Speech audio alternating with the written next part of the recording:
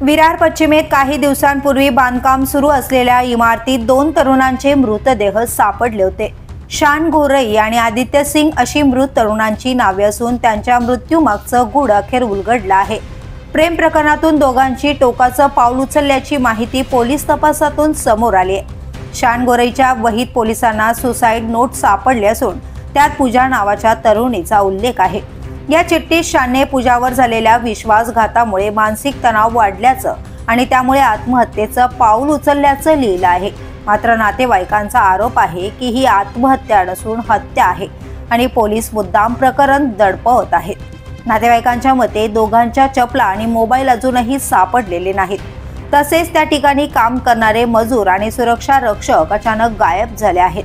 त्यामुळे पोलिसांच्या तपासावर प्रश्नचिन्ह निर्माण झालं असून या प्रकरणाचा तपास सीबीआयकडे द्यावा अशी मागणी केली जाते। शानच्या चिठ्ठीत लिहिलेल्या प्रत्येक ओळीत त्याचं तुटलेलं मन आणि वेदना स्पष्ट जाणवत आहे, पण त्यासोबतच आदित्य सिंगने आत्महत्या का केली हा प्रश्न अजूनही अनुत्तरित आहे। विरारमधील या दुहेरी मृत्यूमागचं गूढ आता अधिकच गडद बनत चाललंय। The police news bureau, Virar.